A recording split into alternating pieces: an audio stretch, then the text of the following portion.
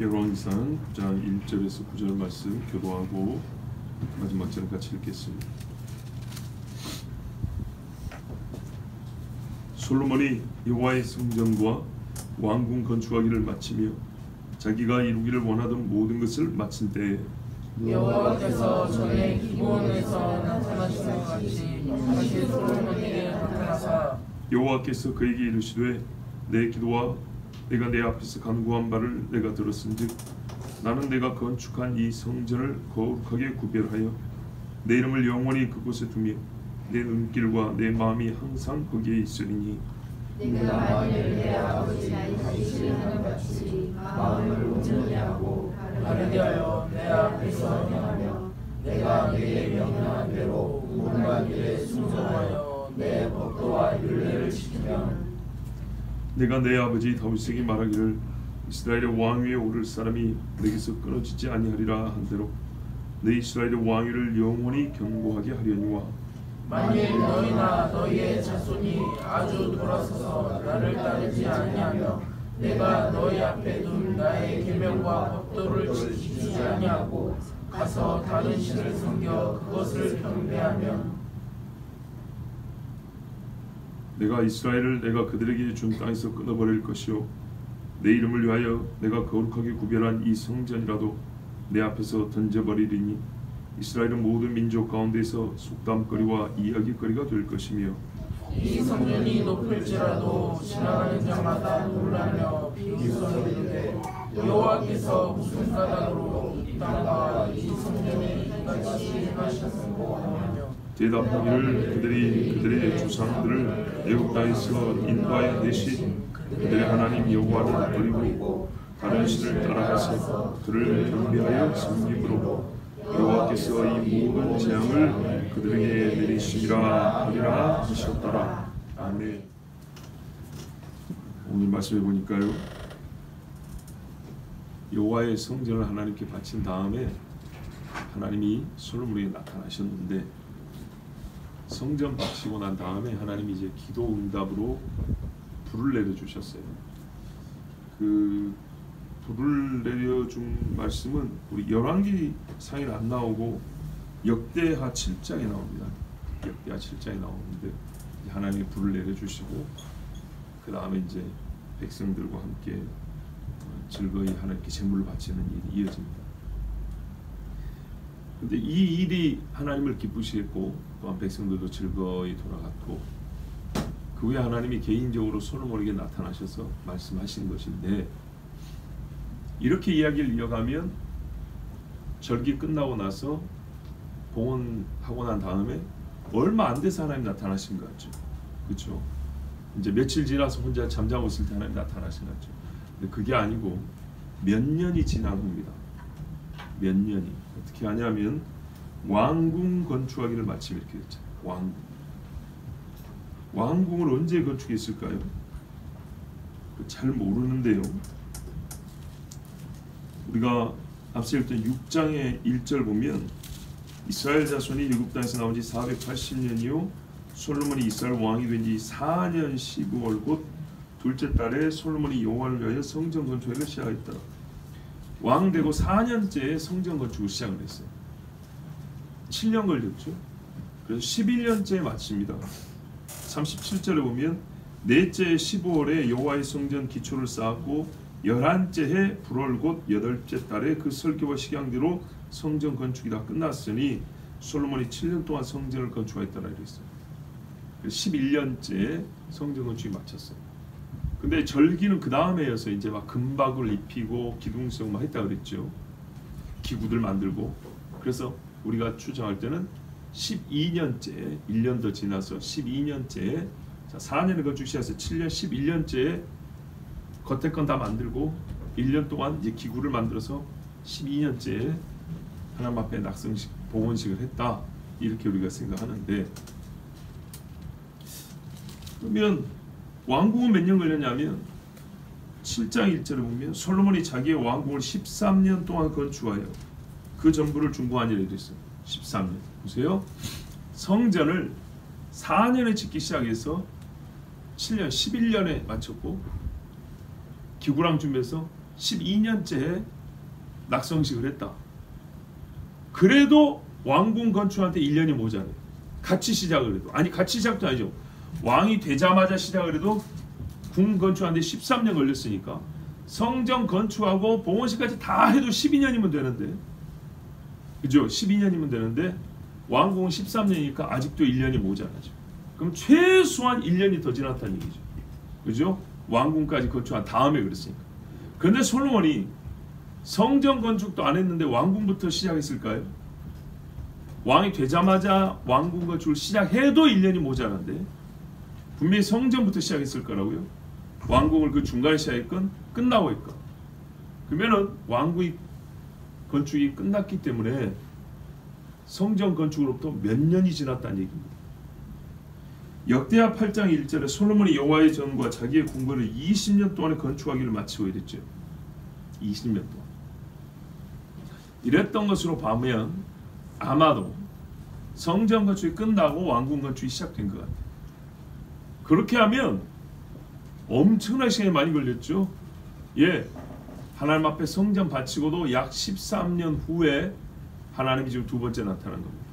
그러면 지난 13년 동안, 이제 길게 잡으면 13년인데 그 13년 동안 무슨 일이 있었을까요? 하나님 앞에 절기를 지키고 제사하면서도 뭘 했을까요? 왕궁을 지었죠. 근데 그 왕궁 누굴 위하여 지었다고 했죠? 애굽의 공주를 위하여 지었다고 했어요. 가장 좋은 의미는 뭐냐면 하나님의 법궤가 지나갔던 자리에 이방 여자가 살 수가 없다. 그래서 궁을 별도로 짓는다고 그랬어요. 이거는 이제 제일 좋은 명분이고, 기본적으로는 자기의 영광도 있고 나라에 지금 부가 있잖아요. 그렇기 때문에 종합적으로 전을 하는, 아니 왕궁을 하나 건축할 만하다. 뭐 그렇더라도 이게 큰 잘못은 아닙니다만은 성전에 열심을 낸 다음에 자기의 왕궁을 건축하는데 거의 2배 가까운 시간을 쓰면서 거기에 몰두했을 시간이 지난 13년이었을 것입니다.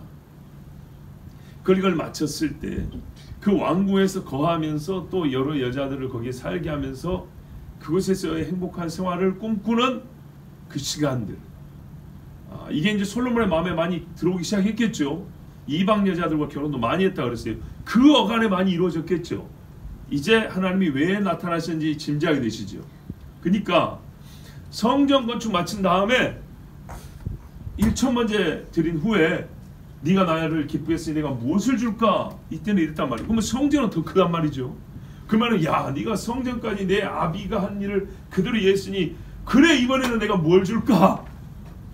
이래야 이게 뭐가 맥락적으로 맞는데, 이번에 나타나셔서 한 말씀은 일종의 경고였어요.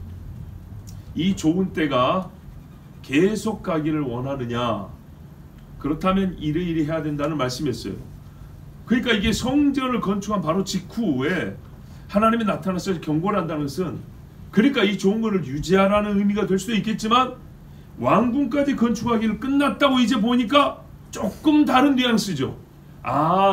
성전 건축하고 그 좋았던 신앙이 뭔가 좀 흔들릴 때였겠구나라는 짐작이 되죠. 예, 그게 맞아요. 그때 하나님이 나타났습니다. 2절 보십시오. 여호와께서 전에 기브온에서 나타나신 같이 두 번째 다시 솔로몬에 나타났다. 그러니까 어떻게 나타났다는 얘기죠?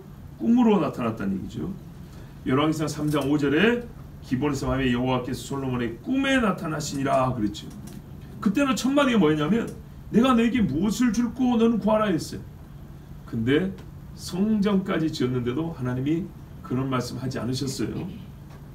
자, 물론 기도를 들었다고 말씀합니다. 3절 이하에 보면 네가 내 앞에서 한 기도와 간구를 내가 다 들었다.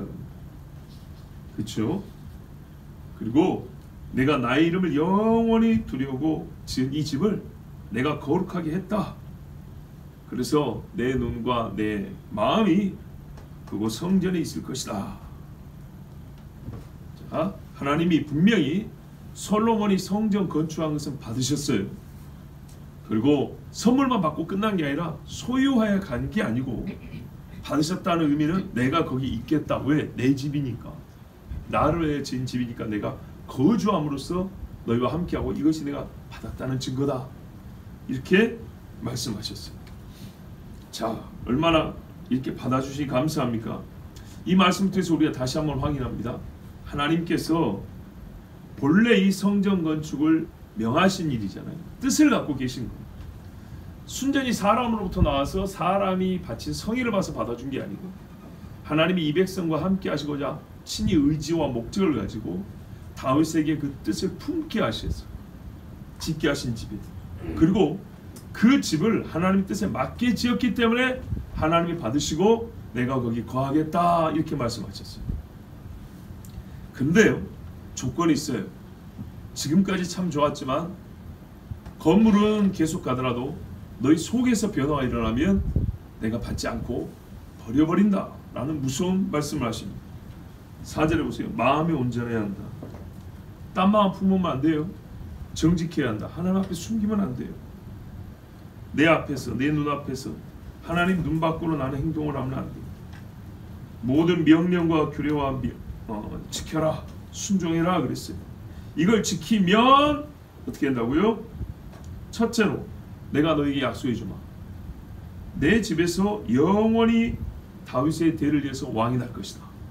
계속 왕이 나게 해주겠다. 그럼 어떻게 하죠? 다윗의 집 사람이 이스라엘의 보좌에 계속 앉는 것. 이게 첫 번째 복입니다. 뭐 하면요? 네가 내 규례를 네 아버지처럼 지키면 네 아버지의 자리를 계속 있게 해주겠다. 그런데 이제 그렇게 안 하면 어떻게 하냐? 내 계명과 법대로를 지키지 아니하고 다른 신을 섬겨 경배하며 내가 너희 앞에 둔 아담에게 네 앞에 두고 명한 그 말씀들을 지키지 않은 것처럼 내가 너에게 둔 계명을 다른 자 핑계하면서 나는 네 앞에 있는데 하나님을 이유로 해서 지켜야 될 거를 하나님이 계신데도 다른 걸 끌어다 핑계해서 어기면 그래서 그 결과 다른 신을 경배하며 여러분 이거는 필연적 관계입니다. 율법에 불순종하면 반드시 다른 데 절하게 돼 있어요. 반드시 광야에 보십시오. 그리고 이스라엘 역사가 보여주죠. 자 이렇게 되면 어떻게 하냐? 너희 집 정도가 아니라 이제는 너희 집이 다스리는 나라를 다 끊어버리겠다. 약속의 땅에서 없애버리겠다. 이 왕좌를 빼앗기는 것보다 훨씬 더 무서운 심판이죠. 여러분 백성이 없으면 왕좌가 무슨 소용이고 나라가 없으면 왕이 뭘 해먹겠습니까? 자 여기서 우리가 이제 논리적 관계를 보세요. 하나님이 온 백성의 꿈에 동시에 나타난 게 아니고 솔로몬에게만 나타나셨어요. 그래서 하는 말이 네가 잘못하면 그죠? 네가 잘못하면 너희 집이 잘못된 거 끝나는 게 아니라 네 나라가 다 무너진다 이렇게 말했어요. 이게 이제 우두머리 된 자에게 주시는 하나님의 본래 언약입니다. 그죠? 네가 잘하면 너와 내 집, 네가 잘못해도 너와 내 집. 그리고 이제 다스리는 규모에 따라서 나라를 다스리는 사람이면 그 나라도, 민족이 지도자면 그 민족도. 자, 왕의 경건하면 나라의 경건으로 이어지고요. 왕의 타락은 국가의 범죄로 이어집니다. 반드시 그렇죠. 지금도 보세요. 국가 수뇌부들이 타락하고 아주 비리를 많이 저지르면 국민들도 따라갑니다. 이 죄는 얼마나 큰 죄냐 하면 하나님이 본인이 거룩하게 구별했다 그랬어요. 성전. 그렇죠? 7절 보세요. 내가 거룩하게 구별한 이 성전이라 버리리라. 행위를 누가 하는가 보세요. 주체가 누구냐? 하나님이 거룩하게 했어요. 그런데 사람이 죄를 지어요. 그럼 하나님이 버려요. 하나님이 자 하나님 자신이 이 집을 다른 집과 달리 거룩하게 삼으셨어요. 그런데 사람이 범죄하면 이 집을 하나님이 버려버린다. 사람이 제 아무리 받으세요 해도 하나님 안 받을 수 있고요. 지키겠다 해도 하나님이 버리시는 거예요. 이 집에 대한 주권은 하나님께 있습니다. 정말로 단지 하나님께서 뭐를 요구하냐? 이 집이 내가 정말 방이 필요해서 뜨뜻한 온돌방이 필요해서 지은 집이 아니고 너의 예배를 받고 너희를 다스려야 지은 집이기 때문에 너희가 마음으로 나를 떠나지 아니해야 한다는 거예요. 그러면 나는 여기서 너희를 다스리겠다. 이 집에서 너희와 함께 하겠다는데 마음이 변해버리면 하나님께서 그 집을 버립니다. 꼭 기억하셔야 돼요. 가인이요 하나님 앞에요 아벨 못지않은 제물을 드렸어요. 안 드린 게 아니에요. 그런데 뭐가 없었답니까? 믿음이 없었다 했어요. 사울이 말입니다. 아말렉에서 남긴 짐승들은 다 좋은 것들이라고 그랬어요. 그리고 그날 국가적 제사를 드렸어요. 예. 전승 기념일을 삼아서 엄청난 제물을 드렸어요. 근데 하나님이 받으셨나요? 안 받으셨죠. 그러니까 사무엘이 할 수 없이 그 의식에는 참여해 줬지만 집에 가는 길부터 계속 울었다 했어요. 여러분, 이 놀라운 이야기는 사람들에게 계속 이야기거리가 되고 속담거리가 된다는 거예요. 이야기거리가 됐다는 것은 조롱이 됐다는 거예요. 속담은 이제 조롱에 더하여 한편으로는요 교훈거리가 됐다는 거죠. 교훈, 그죠? 우리가 속담 보통 교훈으로 쓰잖아요. 욕하면서도 교훈거리 되는 이야기들이 있어요. 그게 예루살렘 성전의 무너짐이 된다는 겁니다. 실제로 역사 중에 그런 일이 일어났죠. 사람들이 어떻게 말할 거냐, 하나님이 대사까지 다 가르쳐 주세요. 8절 보세요. 지나가는 자마다, 예루살렘을 거쳐가는 사람들마다 눈에 들어올 거 아닙니까? 그러면 이렇게 말한대요. 여호와께서 무슨 까닭으로 이 땅과 이 성전에 이같이 행하셨는고 서로 물어본대요. 그냥 지나갈 수가 없대요. 아무리 무관심한 사람이라도 꼭 이 말을 하게 될 정도로 그 영광과 파괴의 격차가 너무 크기 때문에. 여러분 생각을 해보세요. 저기 63빌딩 금방만 얇게 입혀놔도 당시에 말입니다, 정말 놀라운 건물 아니었습니까? 63층짜리 건물, 대단한 건축물 아니었습니까? 그런데 지금 솔로몬이 지은 이 예루살렘 성전은 산 꼭대기에다 지었어요. 800m 넘는 산 꼭대기에다 지었다고. 평지도 아니고. 거기다가 지었는데 그 규모가 당시로서는 최고로 큰 것들로 막 갖다 지었어요. 좋은 것들. 거기다가 금으로 입혀놨어요. 안팎의 금으로 그냥 번쩍번쩍한단 말이에요. 얼마나 놀라운 건축물입니까? 그런데요, 금이 남아났나요? 싹 뺏겨가 버렸죠. 그 바위가 다 깨져버리고요, 나무가 다 불타버리고요, 아름답던 휘장과 수놓은 이 재주 좋은 사람들이 만든 천들이 다 찢어지고 불타 없어져 버렸어요. 거지가 넘는 누더기가 돼버렸어요. 그래서 사람들이 소위 유대교에 관심이 없고 이스라엘에 관심이 없는 사람도 그냥 지나가지를 못하는 거예요. 그냥.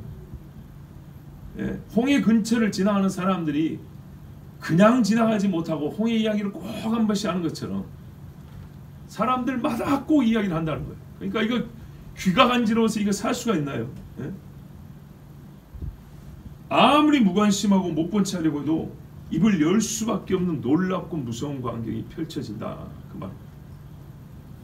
죄를 짓고 회개치 아니하면요, 전날의 신자의 모습을 기억하는 사람들은요, 현재의 몰골을 보고 반드시 한마디씩 합니다. 한마디 정도 아니요, 볼 때마다 생각날 때마다 그냥 지나치 하고 또 이야기하고 또 이야기합니다. 옛날에 그 믿음 좋던 사람이 하고 떠오를 때마다 말해요. 우리도 한번 기억을 더듬어 보세요. 한 인물에 대하여 몇십 번을 얘기한 적이 있을 거예요. 이야기 나올 때마다 꼭 그냥 지나가지 못하고 참새가 방앗간을 그냥 못 지나가는 것처럼 꼭 한마디씩 하게 되는 인물들이 있고 사건들이 있어요. 예루살렘이 그렇게 된다는 얘기입니다. 그 수치와 부끄러움이 매우 크고 길 것입니다. 그러면 사람들이 대답을 한대요. 9절입니다. 같이 한번 읽죠. 9절 시작. 대답하기를 그들이 그들의 조상들을 애굽 땅에서 인도하여 내신 그들의 하나님 여호와를 버리고 다른 신을 따라가서 그를 경배하여 섬김으로 여호와께서 이 모든 재앙을 그들에게 내리심이라 하리라 하셨더라. 아멘. 믿지 않는 자도 정답을 알고 있어요. 그렇죠? 우리도 가끔 안 믿는 사람들이, 신자들이 하는 말 중에 정답이 있죠. 근데 그게요, 두 가지 경우예요. 본인들이 양심적으로 하나님을 인정하기 때문에 하나님께 벌 받은 거야, 이렇게 말하는 경우가 있고, 믿지 않지만 저 사람이 신자이기 때문에, 신자이기 때문에 하나님이란 이름을 써서 그 사람의 이제 잘못됨을 뭡니까, 현재 그 부정적인 상황을 자기가 믿는 신을 잘못 섬겨서 그런다고 이렇게 이제 인과관계를 그렇게 설정해서 말하는 경우가 있어요. 그러니까 하나님을 믿어서 양심이 부인할 수가 없어서 하나님 이야기를 하는 경우가 있고, 아니면 저 사람이 자기 입으로 하나님 믿는다 했기 때문에 하나님 이야기를 꺼낸 경우도 있어요. 이 경우도 두 가지가 다 있겠죠. 어떤 이방인은 하나님 앞에 제사 지내지는 아니하고 율법을 지키지는 않아도 양심에 하나님이 계신 것 같아. 하나님을 부정하면 나도 벌 받을 것 같아. 뭔가 이런 두려움을 갖고 저 사람들이 이렇게 된 건 자기 하나님을 버렸기 때문이야, 이렇게 말하는 사람도 있을 거고, 어떤 이는 전혀 하나님을 모르고 무시하는 사람이지만 이스라엘 자기 입으로 하나님의 백성을 했기 때문에 자기 이방인들은 바알을 신 믿고 아스타로 섬기잖아요. 자기들은 잘못되면 자기들 신한테 벌 받을 때 말하는 것처럼 그냥 그 논리를 그대로 갖고 와서 저 사람들 하나님 섬긴다고 하더니 잘못 섬겨갖고 저렇게 됐어 하고 말한다는 겁니다. 어쨌든 이러든 저러든 이스라엘 사람에게는 맞는 말입니다. 이스라엘 사람은요, 하나님을 똑바로 섬기지 않고 우상을 섬겨서 망하게 된 겁니다. 구원하신 분 하나님을 잊어버리면요, 여러분, 우리가 모든 신앙성을 부여한 행위나 의식이나 기구나 모임은 아무 소용없습니다. 하나님이 나의 구원자시다라는 사실을 망각한 채 예배한 것은 소용없고, 하나님이 나의 구원자이신 걸 믿지 않으면서 드린 예물을 받지 아니하고, 하나님이 우리를 사랑하시고 함께 하신다는 그런 의식, 생각이 없이 무언가 시간과 때를 정하여 지킨다는 것은 하나님께서 기억하지 않습니다. 믿음이 사라진 사람들이 가진 것은 그냥 세상에 있는 것들하고 똑같은 거예요. 믿음이 빠져버리면 그 사람이 신자가 아닌 것처럼 그가 하는 행동이나 그가 가진 것들, 하나님과 관계에서 뭔가를 그 사이에 두었다는 것도 아무 소용없는 거예요. 그냥 세상 거예요. 세상 거. 믿음이 없으면 세상 것입니다. 자, 여러분, 오늘 이 말씀에서요, 우리가 몇 가지 추려서 다시 교훈을 정리해 볼 수 있습니다. 첫 번째는 지금의 이 뜨거움, 진실함, 강함 다 변할 수 있다. 변할 수 있다. 부정하시는 분이 있습니다. 변할 수 있기 때문에 약했던 것도 강해지는 거고, 모자란 것도 채워지죠. 거꾸로 마찬가지입니다. 하늘에서 불이 떨어지는 경험을 했어요? 변합니다. 부러진 팔이 붙었어요? 변합니다. 반드시 지키지 않으면 변합니다. 꼭 기억하세요. 지키지 않으면 변합니다. 부부간의 사랑도 지키려고 애쓰지 않으면 변합니다. 그러면서 개떡 같은 괴짜 같은 소리를 들었죠. 사랑은 변하는 거야. 맞아요. 그런데요, 사랑은요, 책임을 져야 하는 거예요. 지켜야 되는 거예요. 지키지 않고 변한 것을, 그 결과를 어쩔 수 없이 내가 수용할 수밖에 없다, 아닌 거예요. 그럼 당신이 지키지 않은 행위를 했기 때문에 변하는 결과를 가져온 거예요. 신앙은 지켜야 되는 거예요. 그러면 어떤 계기로 말미암아 변하냐? 무엇이 지키지 못하도록 틈을 내주고 끌어당기냐? 사실은 가만 보면 하찮은 거예요. 하찮은 것. 우리 각시보다 조금 더 이쁜 거예요. 내 남편보다 조금 더 멋진 거예요. 내가 먹는 밥보다 한 몇천 원 혹은 몇만 원 더 비싼 거 밥 먹는 거예요. 내가 사는 집보다 몇 평 더 넓은 집인 거예요. 하찮은 거예요. 그 하찮은 것에 변해요. 3,000명 데리고 살았더니 3,001번째 여자는 어떤 모습일까? 얼마나 더 이쁠까? 얼마나 재밌을까? 이 하찮은 것에 마음을 뺏겨버린 거예요. 모함 여자랑 살아봤더니 암몬 여자는 어떤 느낌일까? 이것에 망해버리는 거예요. 하찮은 거예요. 이 하찮은 것을 얻기 위해서 본질적인 것의 변화를 허락해버립니다. 인간, 그죠? 하찮은 것 주고 사람에서 믿음을 빼가버립니다. 하찮은 것 주고 가정을 뺏어가버립니다. 하찮은 것 주고 건강을 뺏어가버립니다. 이 술하고 저 술하고 맛이 어떻게 다를까? 25도 소주하고 40도 그 뭡니까 이거 보드카하고 뭐가 다를까? 중국 술하고 한국 술하고 어떻게 다를까? 두 가지 섞으면, 세 가지 섞으면 무슨 맛일까? 이거 보다가요, 간이 다 썩어가 버립니다. 피가 오염돼 버립니다. 이 하찮은 것들 때문에 솔로몬이 귀한 것을 버렸어요. 성전과 바꿀 것이 무엇이 있었겠습니까? 그렇지 않습니까? 하나님 주신 지혜와 바꿀 게 뭐가 있었겠습니까? 그런데 하찮은 것도 없겠다고 본질적인 것, 정말 영원한 것 뺏겨버렸습니다. 그래서 지혜롭다고 해봐야 그 지혜로 자기 자신도 지키지 못했습니다. 하나님은 이 일을 아시기 때문에 미리 경고하셨습니다. 사랑하시고 전지하신 하나님, 우리에게 항상 미리 경고해 줍니다. 경고하지 않고 망하게 하는 법이 없습니다. 정말로요. 자동차에 경고등이 들어오죠. 그거 좀 놓치면 참 피곤한 일이 벌어지지만 영원히 망하는 일은 벌어지지 않습니다. 그런데 하나님의 경고를 무시하면요, 돌이킬 수 없는 패망이 떨어집니다. 꿈으로 멸시하지 마세요. 환상으로 신기하다고 하고 끝나지 마세요. 주변 사람들의 입술의 말로 바람에 날려버리지 마세요. 그거는 키로 치는 쭉정이가 아닙니다. 알곡들입니다. 특별히 머리된 사람에게 하나님이 계시하실 때가 많습니다. 그렇죠. 머리에게 힘을 주고 머리에게 책임을 묻습니다.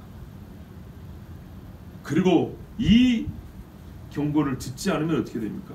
무너집니다. 와르르 무너집니다. 그 무너지면요, 큽니다.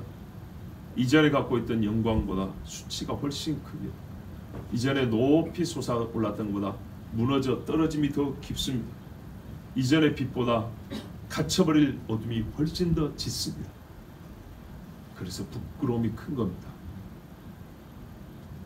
그 시간도 훨씬 더 깁니다. 솔로몬이 40년 살았다 할지라도 성전이 무너져 400년이 지나야 합니다. 500년이 지나야 합니다.